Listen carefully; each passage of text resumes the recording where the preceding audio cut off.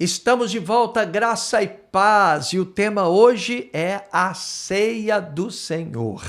É um tema muito importante e principalmente para quem está alinhando a visão conosco, porque a nossa igreja, o nosso ministério se orgulha do entendimento que tem acerca da Santa Ceia do Senhor. Você vai observar que tem algumas diferenças aí. Talvez você esteja, se é que você veio de outro ministério, tenha uma visão, né, um pouco fechada da ceia do Senhor. Você vai entender o que a gente ensina e o que a gente vive acerca da Santa Ceia. E, lógico, tudo baseado na palavra, fundamentado na palavra do nosso Deus, tá? Então vamos lá. Qual é a nossa visão da ceia do Senhor? Primeiro, a gente precisa entender que ela é uma ordenança. Jesus ordenou a ceia do Senhor. Vamos ler Lucas capítulo 22, versículos 19 e 20, que diz o seguinte: Tomando o pão, deu graças, partiu e o deu aos seus discípulos, dizendo: Isto é o meu corpo dado em favor de vocês. Façam isto em memória de mim. Guarda isso, em memória de mim. Da mesma forma, depois da ceia, tomou o cálice, dizendo: Este cálice é a nova aliança no meu sangue, derramado em favor de vocês. Então, observa bem, a ceia é uma ordenança. Nós sabemos que Jesus nos deixou duas ordenanças: o batismo nas águas e a ceia do Senhor, né? Então, é importante, né? Não só o batismo, como a ceia. Ele não determina uma periodicidade, né? A gente aqui na Igreja da Conquista celebra, ministra a ceia do Senhor todo segundo domingo, com raríssimas exceções, né? De vez em quando é muito necessário, a gente muda isso, mas geralmente é no segundo domingo de cada mês. E outra coisa importante que a gente diga é que a ceia é um memorial.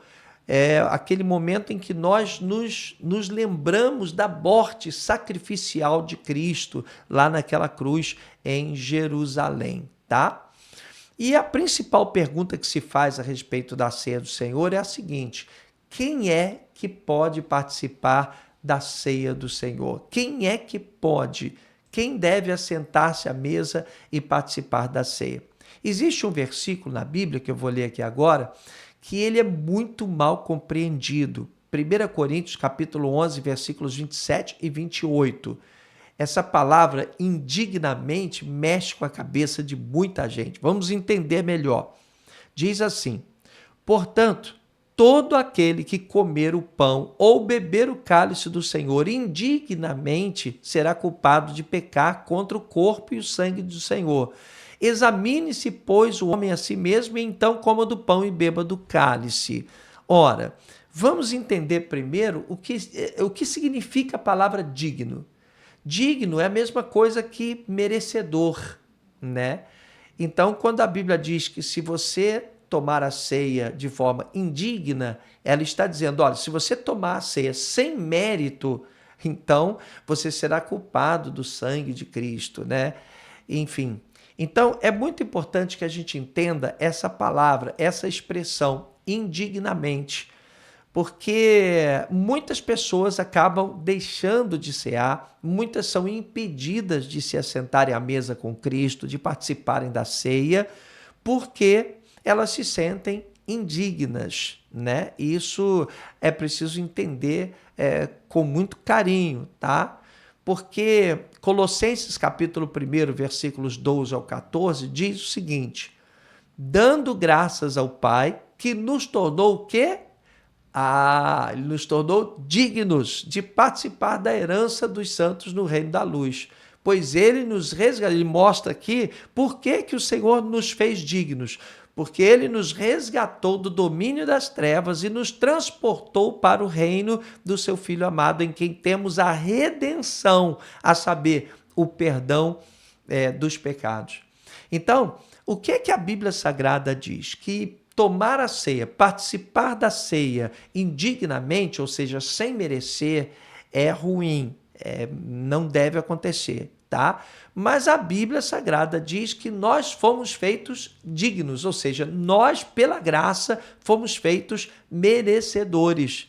Então, quando nós participamos da ceia, nós entendemos que não estamos participando ali porque somos merecedores, porque não temos pecado algum, porque fazemos tudo direitinho, porque, enfim, né, nós não temos do que nos envergonharmos, né? Não, a gente participa da ceia porque a graça do Senhor nos envolve, porque nós estamos debaixo do sangue do Senhor Jesus. Nós fomos feitos dignos, né? Por causa da morte de Cristo, nós passamos a merecer estar ali assentados à mesa com Cristo, entendeu? Então, é muito interessante isso, porque muitos ministérios usam a ceia do Senhor como uma ferramenta de barganha, tipo assim, olha, se você pecar, você não pode cear. Olha, eu não vou deixar você cear se você vacilar comigo, se você não me obedecer, se você cometer algum erro, eu não vou deixar você participar da ceia. Os pastores costumam fazer assim. E eu não vejo fundamentação bíblica para isso, né? O objetivo da ceia não é afastar as pessoas de Jesus, e sim trazer as pessoas para Jesus.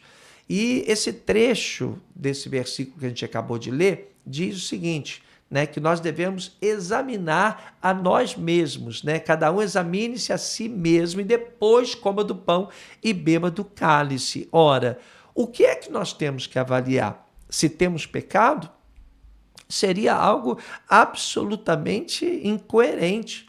Porque se a própria Bíblia Sagrada diz que nós somos pecadores, que não há quem seja justo, todos pecaram, todos foram destituídos da glória de Deus, como é que nós vamos examinar a nós mesmos para saber se nós temos pecado?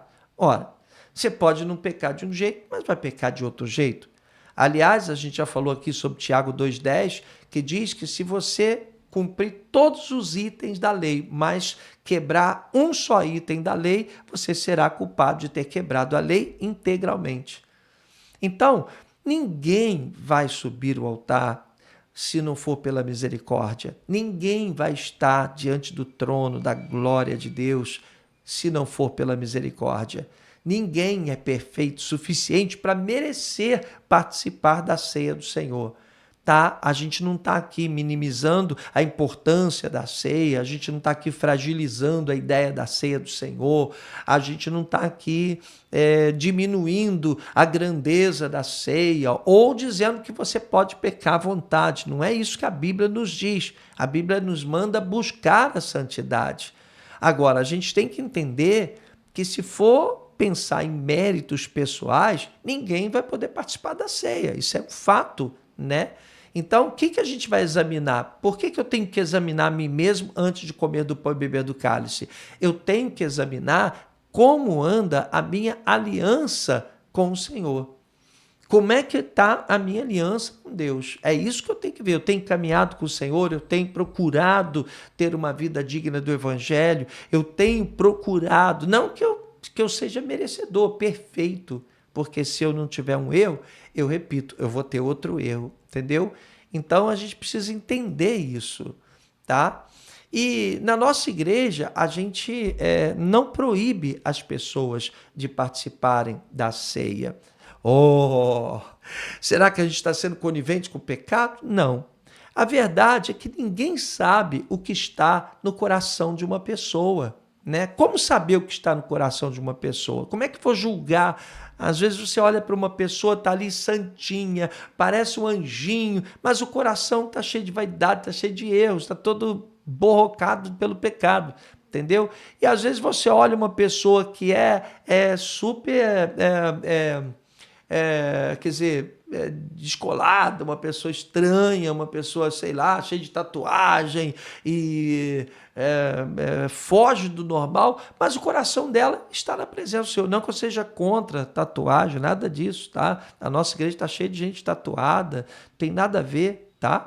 A questão é o seguinte, como é que nós vamos proibir alguém de participar da ceia? 1 Samuel, capítulo 16, verso 7, diz o seguinte: o Senhor, contudo, disse a Samuel: não considere sua aparência, nem sua altura, pois eu o rejeitei, falando de Saul.